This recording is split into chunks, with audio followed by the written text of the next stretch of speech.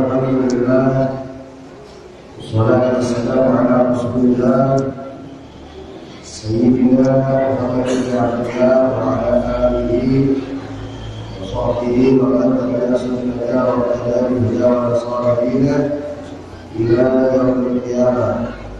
Wa la hawla wa la quwwata illa billah.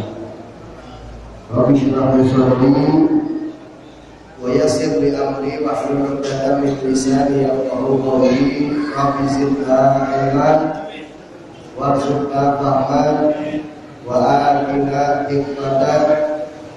Allahumma barik lana fi majlisina hadza bi rahmatika ya arhamar rahimin.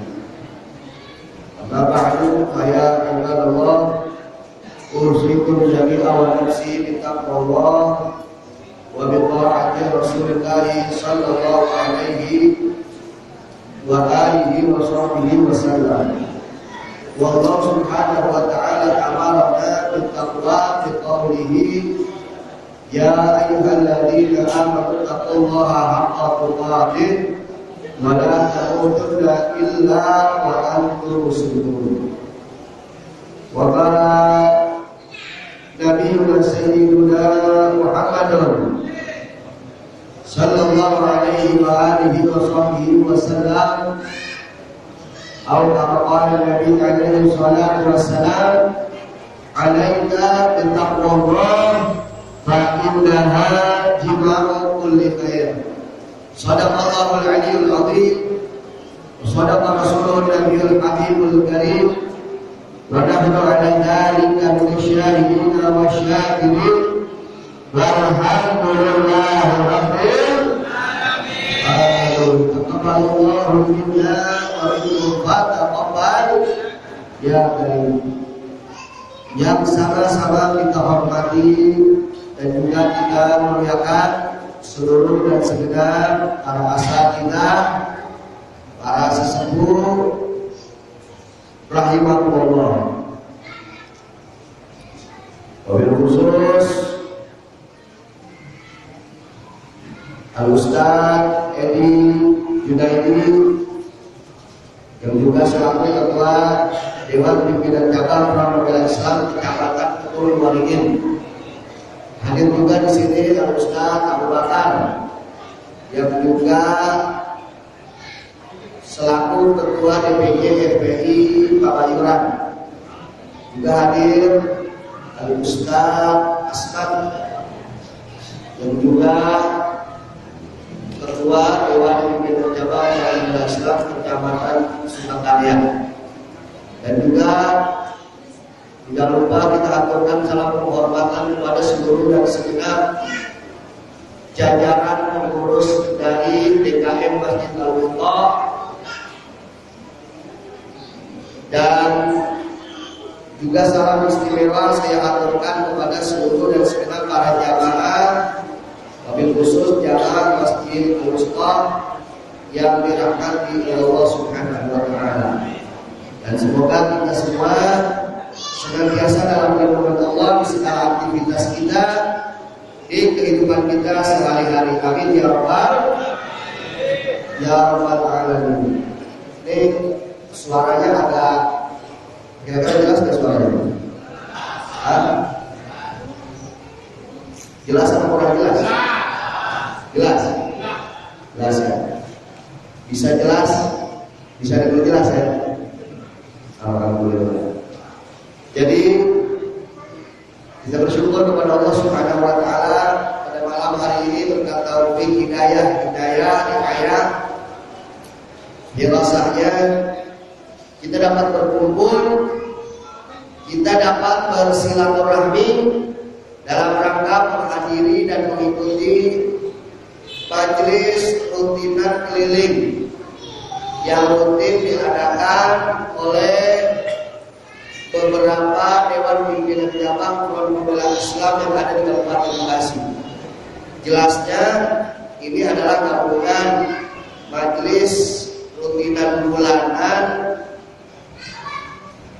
dari FPI Kedung Waringin, FPI Pabayuran,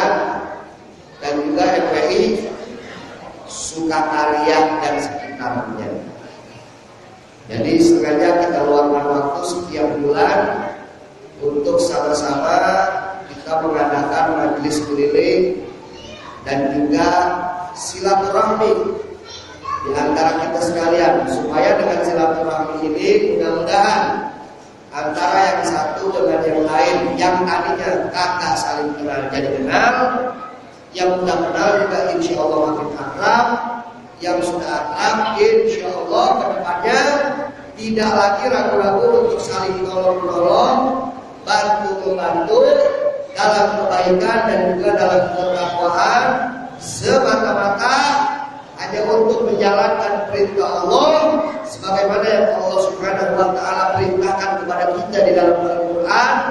Faqala ta'ala wa ta'awanu 'alal birri wat taqwa wa la ta'awanu 'alal itsmi wal 'udwan. Jadi Allah perintahkan kepada kita wa ta'awanu, dan tolong-menolonglah kalian, hei umat Islam. Tolong-menolonglah kalian, hai hamba-hambaku. Tolong-menolong dalam apa? Alal birri wat taqwa. Tolong-menolong dalam kebaikan dan juga dalam meningkatkan ketakwaan. Wala ta'awanu, dan jangan kalian, hei hamba-hambaku, hei umat Islam, untuk saling bantu-membantu, dukung-mendukung, sokong-menyokong, alal ismi, dalam perbuatan dosa, wal udwan, dan dalam permusuhan ataupun perpecahan. Jadi Allah Subhanahu wa taala perintahkan kita agar kita sebagai umat Islam, sebagai umatnya Nabi, sebagai hamba Allah, untuk saling tolong-menolong, bantu-membantu, dukung-mendukung dalam kebaikan dan dalam ketakwaan.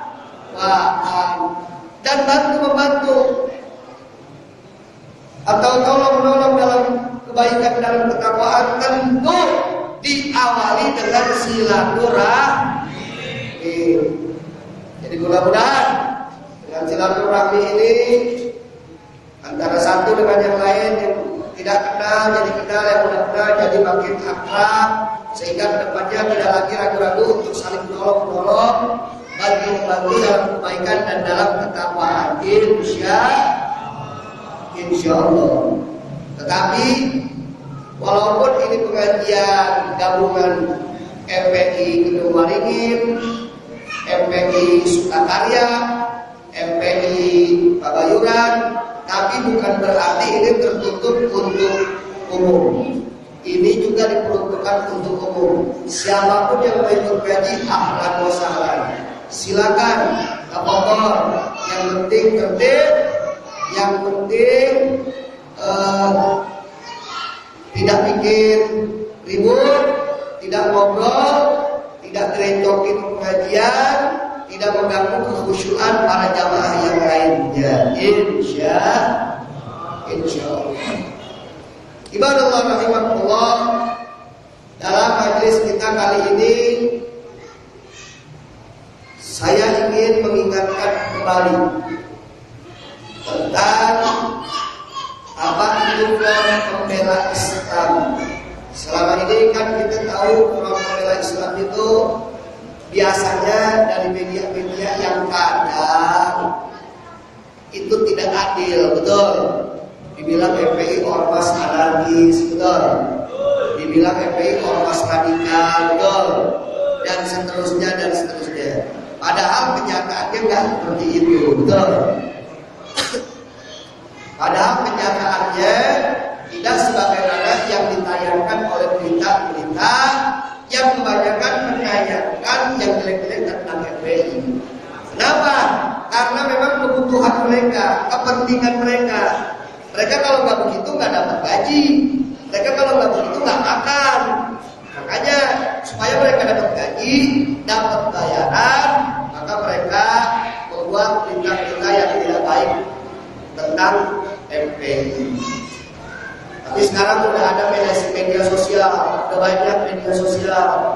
Ada Facebook, betul. Ada Instagram, ada YouTube, ada Twitter dan lain sebagainya, sehingga sekarang ini saudara kita bisa dapat informasi yang lebih valid tentang kegiatan yang dilakukan Front Pembela Islam. Nah, tapi saudara, walaupun demikian masih ada sekelompok orang atau segelintir orang, bahkan tidak jarang saudara, juga tokoh-tokoh yang juga tidak jarang tokoh agama, mereka saudara nyinyir dengan FPI. Apa mereka bilang? Mereka bilang begini, mau ngapain sih bela-bela Islam? Mau ngapain sih Islam segala dibela? Belagu banget sih. Emang siapa sih pada mau bela Islam?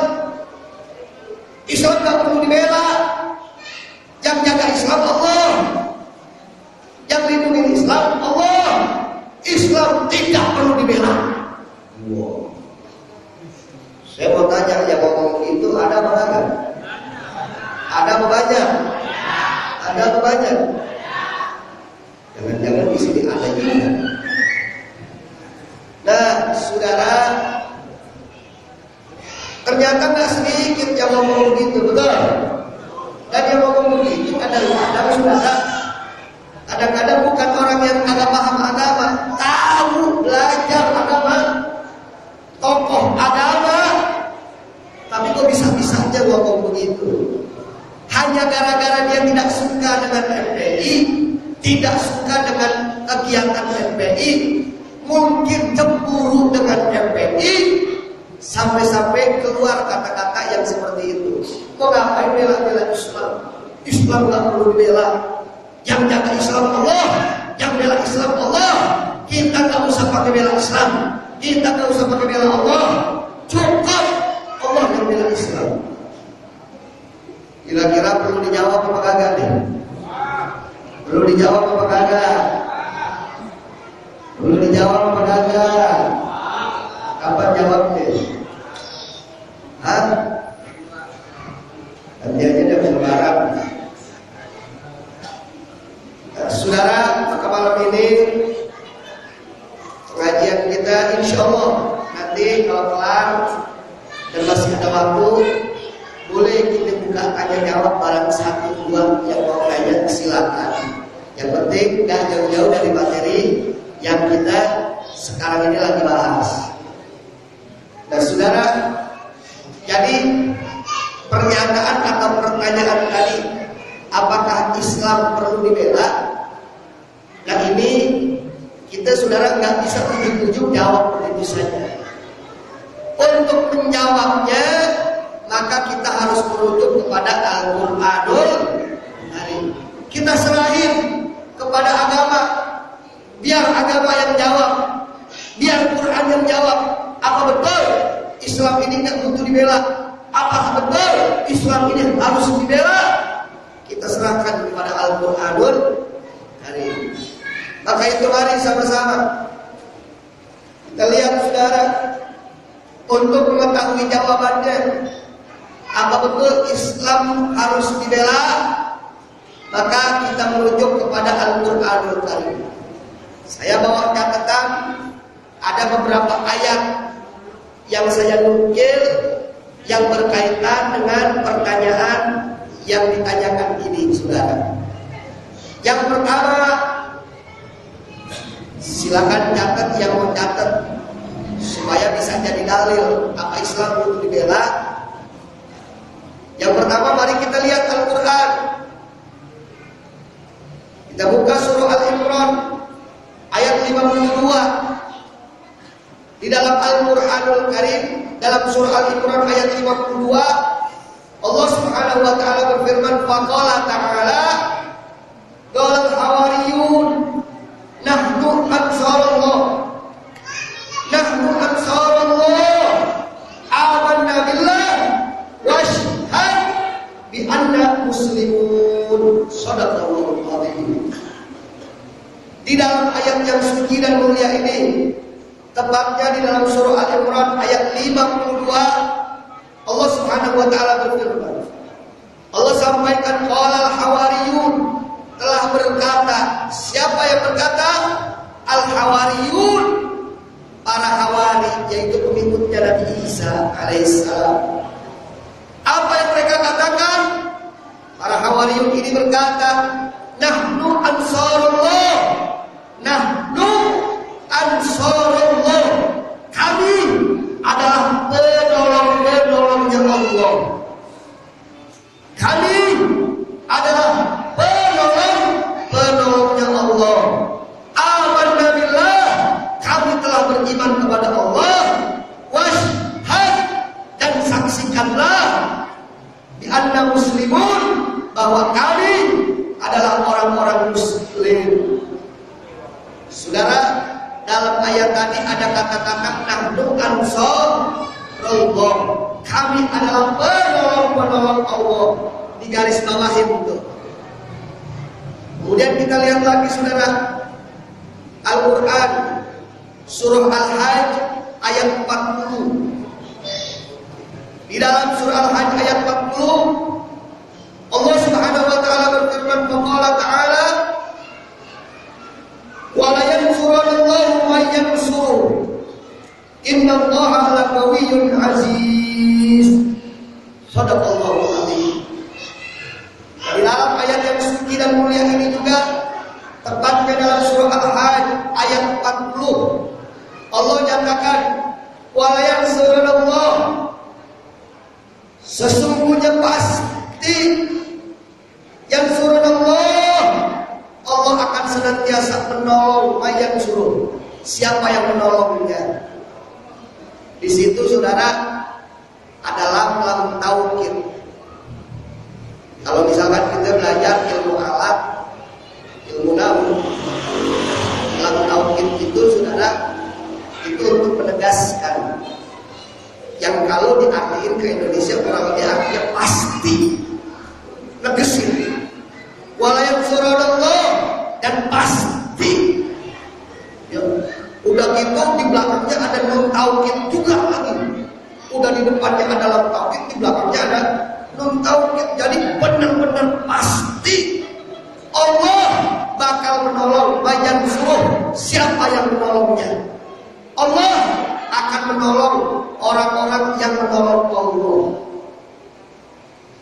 Kita garis bawahin lagi saudara, di situ ada kata-kata Allah akan menolong orang yang menolong Allah. Kita garis bawahin itu, menolong Allah. Kemudian saudara, yang selanjutnya kita lihat lagi Al-Quran surah Muhammad ayat 7, di mana Allah Subhanahu wa taala berfirman, faqala ta'ala ya ayyuhalladzina amanu, hei orang-orang yang beriman, ya ayyuhalladzina amanu, wahai orang-orang yang beriman. Di situ saudara dipakai kata-kata ya ayyuhalladzina amanu, diawali huruf nida, huruf panggilan. Yang nida ini panggilan buat yang dekat, bukan buat yang jauh. Jadi ya ayyuhalladzina amanu, Allah mau kasih gambaran bahwa Allah dekat sama orang-orang yang beriman. Dan kemudian di situ Allah panggil orang-orang yang beriman. Yang tidak beriman tidak dipanggil sama Allah. Jadi ini panggilan kecintaan, nidaul habib, panggilan kesayangan Allah buat orang-orang yang beriman. Hei orang-orang yang beriman, kata Allah, intan surullah, jika kau menolong Allah, yansurkum, niscaya Allah akan menolong kalian. Wa yuthabbit aqdamakum, dan Allah akan meneguhkan kedudukanmu. Jadi begitu Allah Subhanahu wa taala memanggil orang beriman dengan panggilan kasih sayang. Kemudian selanjutnya Allah sampaikan intan surullah yansurkum. Ya. Nah, kalau kita belajar ilmu alat lagi, belajar nahwu lagi, itu huruf apa tuh? Adat apa? Adat syarat ya. Yang namanya syarat itu, saudara, kurang lebihnya kalau jika maka. Jika titik-titik maka. Jadi ada persyaratan di situ. Jadi Allah sampaikan, in tansurullah, hai orang-orang beriman, jika kalian menolong Allah, maka Allah akan menolong kalian. Jadi di situ ada syarat. Kalau kau mau ditolong Allah, maka tolong dulu Allah Subhanahu wa taala. Kita garis bawahin lagi tuh di situ. Ada kata-kata, jika kalian menolong Allah, maka Allah akan menolong kalian. Intan surullah, jika kalian senantiasa menolong Allah, yang suruhkau, niscaya Allah akan selalu senantiasa menolong kalian. Kita garis bawahin lagi saudara di situ. Ada kata-kata menolong Allah. Nah kemudian saudara, selanjutnya di ayat yang keempat ini saudara, di dalam surah As-Saff ayat 14, Allah dengan jelas, dengan lugas, dengan tegas menyampaikan, faqala ta'ala, ya ayyuhalladzina amanu, hei orang-orang yang beriman, kunu, jadilah kalian, hei orang-orang yang beriman, ansarallah, para penolong Allah. Jadi Allah yang perintahin saudara, jadilah kalian para penolong Allah. Saya mau tanya dulu nih, sampai sini kira-kira jelas ya? Paham nggak? Paham apa belum? Menolong ya, menolong Allah. Jadi di 4 ayat yang barusan saya baca, ada kata-kata menolong Allah, betul? Menolong Allah, betul? Saudara, maksudnya apa kok menolong Allah? Habis, bukannya Allah ini maha menolong, betul? Bukannya Allah ini maha menolong, betul? Allah maha menolong. Tapi kenapa di ayat-ayat yang barusan Habib baca itu ada perintah untuk menolong Allah? Apa emang Allah butuh pertolongan? Katanya Allah maha menolong. Tapi kenapa di ayat-ayat yang barusan Habib baca itu ada kata-kata menolong Allah, bahkan ada perintah untuk menolong Allah? Ini bagaimana Bib? Saya bingung Bib. Katanya Allah maha menolong, tapi di sisi lain di Al-Quran kita diperintahin untuk menolong Allah. Saya bingung Bib. Di satu sisi katanya Allah maha menolong, Allah tidak butuh pertolongan, betul. Tapi di sisi lain nggak bisa kita pungkirin ada ayat-ayat yang di situ saudara di dalamnya ada perintah untuk kita menolong Allah. Ini kan jadi kayak berlawanan, betul. Ini bilang Allah katanya maha menolong, tapi di Al-Quran saudara ada ayat-ayat yang di situ kita diperintahin untuk menolong Allah. Kok ini kayaknya nggak nyambung ya? Betul apa betul? Betul apa betul? Ini kan membingungkan bagi yang awam. Katanya Allah maha menolong, tapi kok di Al-Quran itu ada ayat-ayat yang di situ memuat perintah untuk menolong Allah. Dan kita nggak mungkin saudara mengingkari Al-Quran, betul? Saya mau tanya semua yang hadir di sini, percaya sama Al-Quran? Jawab yang kompak, percaya sama Al-Quran, yakin dengan Al-Quran, beriman dengan Al-Quran. Apa mungkin Al-Quran berdusta? Tidak mungkin. Apa mungkin di Al-Quran ada kesalahan? Tidak mungkin. Mustahil dalam Al-Quran ada kesalahan, betul? Kenapa? Sebab Al-Quran adalah firman Allah. Allah Subhanahu wa ta'ala zat yang maha benar, yang pasti benar, yang mutlak benar, yang mustahil salah, betul? Nah saudara, kalau kita lihat di satu sisi Allah adalah maha penolong, betul? Tapi begitu kita buka Al-Quran, kok ada ayat-ayat yang di situ kita diperintahin menolong Allah. Ini bagaimana maksudnya, Bib? Ini bagaimana maksudnya ini? Berarti Allah butuh pertolongan dong. Sebab di Al-Quran ada perintah Allah Subhanahu Wa Taala perintahin kita untuk menolong Allah.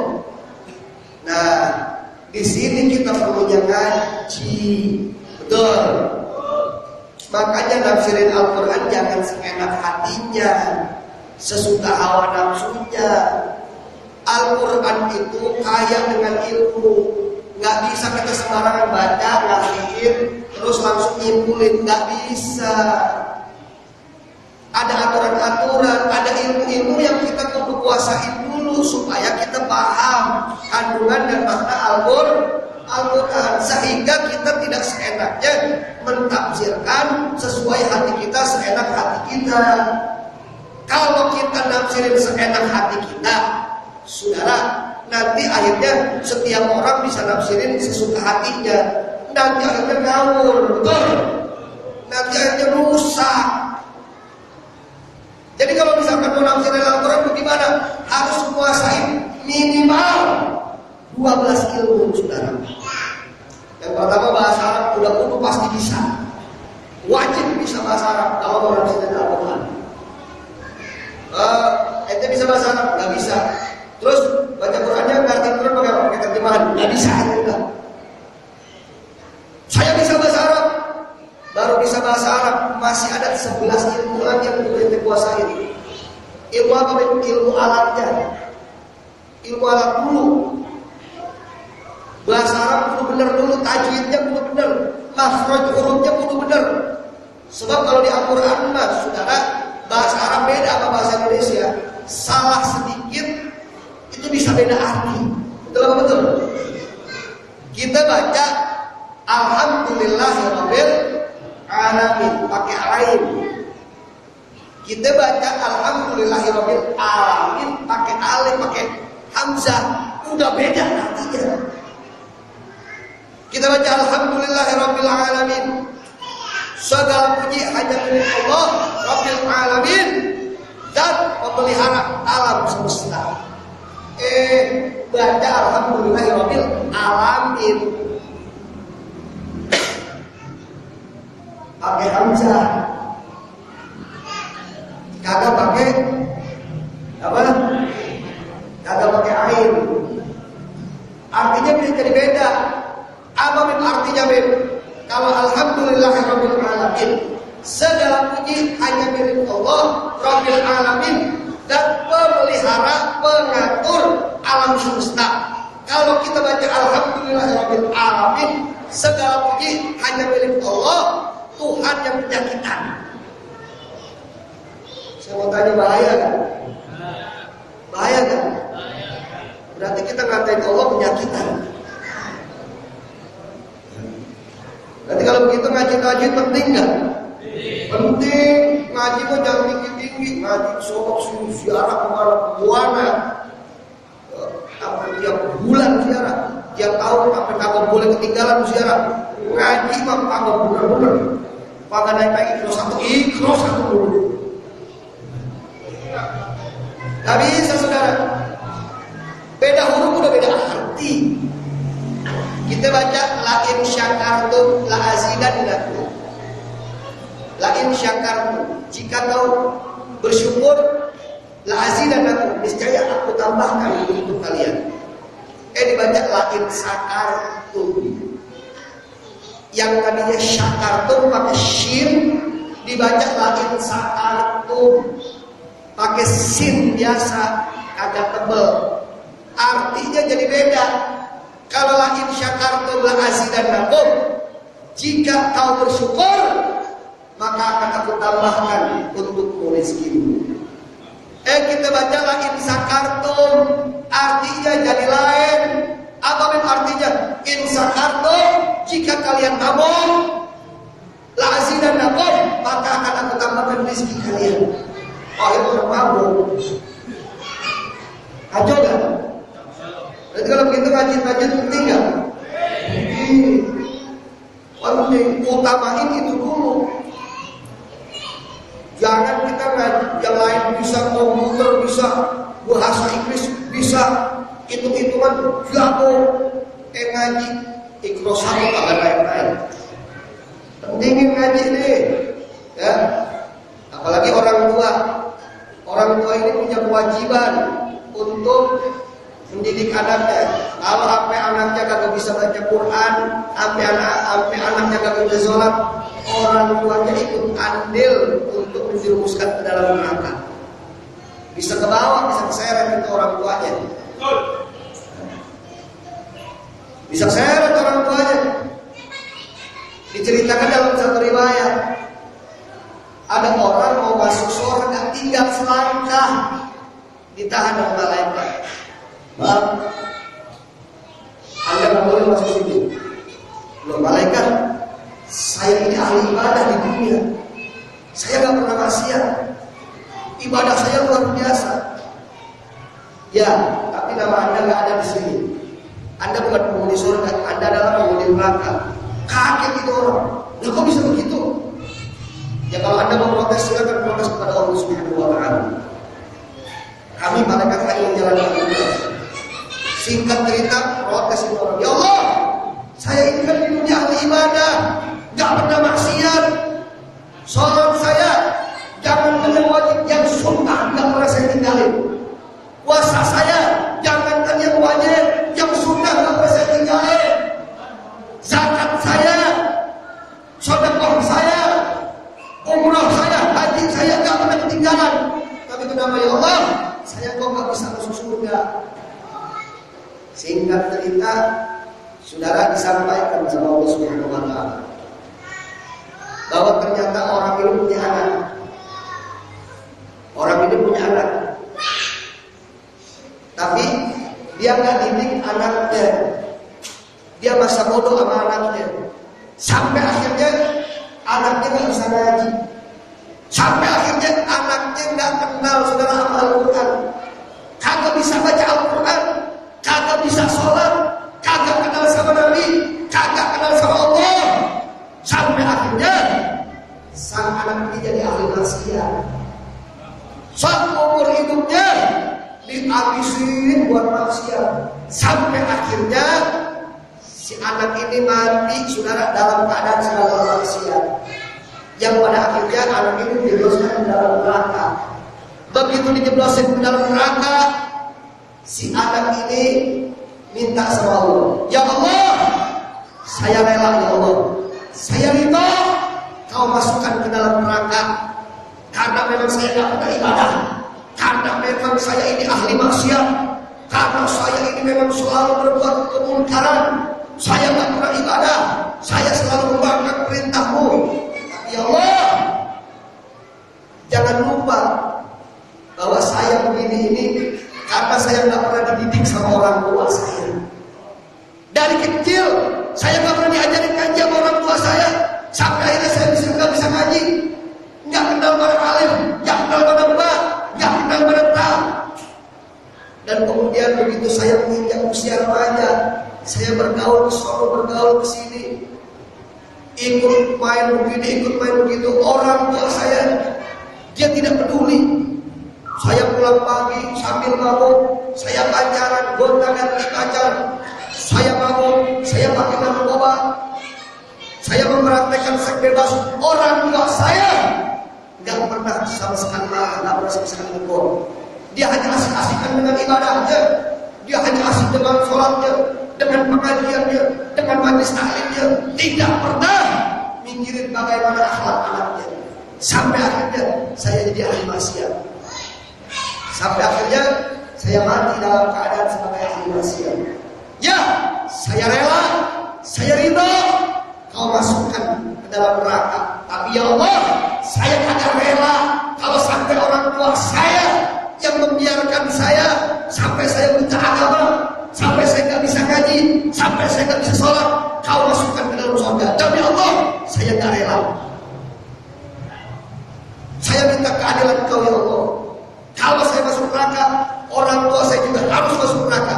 Karena dia yang bikin saya seperti ini. Akhirnya orang tuanya dipanggil, orang tuanya ahli ibadah, tapi karena nggak peduli sama anaknya, dijeblosin ke dalam neraka. Inna lillahi wa wa inna ilaihi raji'un. Saudara, kita kembali ke pembahasan kita. Jadi kalau begitu saudara, ngaji penting apa kagak? Penting. Betul? Penting saudara. Nah, kita kembali lagi. Jadi untuk menafsirkan Quran gak sembarangan. Bahasa Arabnya harus pintar, tajwidnya juga harus benar. Belum lagi kuasai ilmu alam, tahu sorofnya, balaghahnya. Belum lagi nanti ada ilmu asbabun nuzul, sebab ini ayat turun bagaimana nih. Kemudian nanti nasih mansuhnya. Kemudian nanti kita harus belajar mustalah hadis. Kemudian harus belajar lagi saudara, yaitu ilmu ushul fikihnya dan lain sebagainya. Baru kalau menguasai itu ilmu, baru kita bisa nafsirin. Habib, kalau begitu gimana nih? Kalau kita belum menguasai itu, tanya sama yang udah menguasai ilmu tafsir. Habib, di kampung saya kagak ada ulama tafsir Habib. Tanya sama ustaz, sama kiai, sama habib, sama ulama yang pernah belajar ilmu tafsir. Kan banyak tuh kitab-kitab tafsir, betul? Ada tafsir Jalalain, betul? Ada tafsir apa lagi? Tafsir apa? Tafsir Jalalain, terus tafsir Jalalain, tafsir Munir, banyak tafsirnya. Ada tafsir Sawi, ya, dan lain sebagainya. Nah, saudara, barusan di ayat-ayat yang saya baca itu ada kata-kata menolong Allah. Padahal Allah Maha menolong. Tapi di sisi lain, di dalam ayat-ayat itu kan bisa dipungkirin ada kalimat-kalimat yang menunjukkan perintah untuk menolong Allah. Nah, saudara, untuk kita bisa memahami ayat-ayat tersebut, kita buka kitab tafsir. Betul? Ini maksud menolong Allah apa sih? Maksudnya menolong Allah apa? Allah perintahin, hei orang-orang yang beriman, jadilah kalian para penolong Allah. Apa maksudnya menolong Allah? Kan Allah ini zat yang maha menolong. Tapi kenapa kok kita diperintahin sama Allah untuk menolong Allah? Nah, maksudnya menolong Allah apa? Maka itu saudara, kita buka penjelasan para ulama. Di dalam kitab Sofwatut Tafasir. Sofwatut Tafasir ini kitab tafsir yang disusun oleh ulama zaman sekarang, namanya Syekh Muhammad Ali As-Sabuni. Beliau ini gurunya guru saya, saudara. Beliau ini selain ngarang Sofwatut Tafasir juga ngarang tafsir Ayatul Ahkam. Nah, beliau menjelaskan saudara di dalam kitab Sofwatut Tafasir, yang dimaksud menolong Allah, yang dimaksud kami menolong Allah, beliau sampaikan bahwa nahnu ansaru dinillah. Maksudnya penolong Allah adalah penolong agama Allah. Kemudian saudara, diperkuat lagi oleh Syekh Ahmad As-Sawi. Syekh Ahmad As-Sawi ini saudara yang ngarang tafsir Sawi. Tafsir Sawi ini hasyiahnya dari tafsir Jalalain. Jadi kitab Jalalain dijelasin lagi panjang lebar sampai jadi kitab. Ada 4 jilid. Nama kitabnya Tafsir Sawi. Itu yang ngarang Syekh Ahmad As-Sawi. Nah, beliau menjelaskan yang dimaksud menolong Allah itu adalah menolong agama Allah. Yang dimaksud membela Allah adalah membela agama Allah. Yang dimaksud menolong Allah adalah membela Islam. Jadi begitu Allah Subhanahu wa taala perintahkan, hei orang-orang beriman, jadilah kalian penolong-penolong Allah. Bukan maksudnya Allah butuh ditolong, tapi maksudnya adalah Allah sedang perintahkan kita, hei orang-orang beriman, jadilah kalian para pembela agama Allah.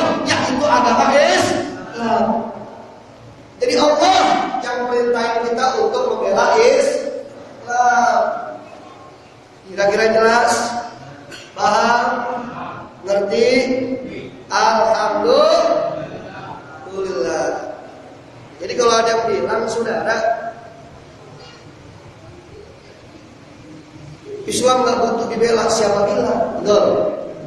Jadi kalau ada yang nanya, siapa emang yang nyuruh bela Islam? Jawab saudara, yang nyuruh kita bela Islam adalah Allah Subhanahu wa Ta'ala. Apa dalilnya? Apa buktinya? Buktinya Allah berfirman, ya ayyuhalladzina amanu kunu ansarallah. Hei orang-orang beriman, jadilah kalian penolong Allah. Maksudnya adalah jadilah kalian penolong agama Allah. Maksudnya adalah jadilah kalian pembela agama Allah. Maksudnya adalah jadilah kalian pembela Islam. Jadi yang perintahin kita untuk bela Islam adalah Allah Subhanahu wa Ta'ala. Kira-kira jelas? Paham? Alhamdulillah. Jadi sekali lagi saya mau tanya, yang suruh kita bela Islam siapa? Jawab yang apa? Yang suruh kita bela Islam siapa? Yang suruh bela Islam siapa? Yang suruh bela Islam siapa? Yakin? Percaya? Betul? Takbir? Sallu ala Nabi. Jadi kalau ada yang minggir, saudara, mau ngapain lu bela Islam? Mau ngapain? Gampang urutnya. Gak usah pakai baju kicau udah ya. Dijelasin kagak ngerti, dikasih tahu nggak paham, baplok. Sebab dalam pepatah Arab begini saudara, al-alim yafhamil isyarat, wal jahil yafhamil asal. Kalau orang pinter sama isyaratnya udah cukup, dikasih tahu sekali, oh iya paham. Tapi kalau orang goblok dikasih tahu berkali-kali nggak paham-paham, kudu digaplok dulu. Itu pepatahnya begitu. Al-alim yafhamil isyarat. Orang alim itu paham hanya dengan isyarat. Wal jahil, ada pun orang bodoh yang ambil asok, paham kalau udah dipukul baru paham. Contoh, saya lagi sholat. Begitu sholat saudara, ada orang lewat. Saya begini, supaya dia nggak lewat depan saya. Orang yang paham, yang belajar, yang ngaji, paham nggak? Paham. Dia lewat terus nggak? Enggak. Oh lagi sholat. Dia muter sudah, betul. Coba yang goblok. Begitu kita sholat, kita giniin. Dia malah gini, lagi sholat begitu tangannya. Bener nggak? Betul apa? Lepok. Buat lagi sholat. Lagi sholat. Coba deh, kita sholat. Kita lagi sholat sunnah. Tiba-tiba kuncul ada teman kita. Dipikir kita lagi sholat. Dia tepuk bahu kita. Padahal kita lagi sholat sunnah. Kita mau ngasih tahu dia gimana? Gimana kita mau ngasih tahu dia? Pakai tangan kan? Agak gue lagi sholat sunnah. Ada begitu? Agak. Kita begini ya kan? Jadi kita lagi sholat, ditepok sama orang. Kita bilang begini, yang paham, yang ngaji, lagi sholat sunnah, gak bakal lanjut. Yang kagak paham ya lanjut, udah ikut. Betul gak? Kira-kira jelas? Paham? Jadi saudara, sekali lagi, yang suruh kita bela Islam siapa? Jadi kalau ada yang bilang Islam gak butuh dibela, pinter apa goblok? Pinter apa goblok? Pinter apa goblok? Kalau goblok ikutin jangan. Betul? Takbir. Kira-kira jelas? Paham? Jadi kalau bilang, gua ngapain bela Islam? Emang Islam butuh dibela? Islam memang tidak butuh dibela. Tapi membela Islam adalah perintah Allah. Karena gua orang Islam, gua wajib ikut perintah Allah. Makanya gua ikut bela Islam. Begitu. Kalau ada ngapain sih bela Islam sok-sokan banget lu. Lah gue mau orang Islam. Gue mau orang Islam, gue bela Islam. Bela Islam perintah Allah. Lah wajar, kenapa ada yang sewa? Lu yang aneh mah orang Islam tak bela Islam. Gila kan lu ya? Kira-kira jelas? Paham? Ngerti? Alhamdulillah. Saudara, jadi sebetulnya pembela Islam adalah membela agama Islam, membela agama Allah. Allah yang memang Allah perintahin di dalam Al-Quran. Jadi kalau begitu membela Islam ada dalilnya apa kagak? Ada dalilnya. Yang kagak ada dalilnya, saudara membela gereja nggak ada dalilnya. Jokoin gereja kagak ada dalilnya itu. Ya. Kalau bela Islam ada dalilnya. Kira-kira jelas?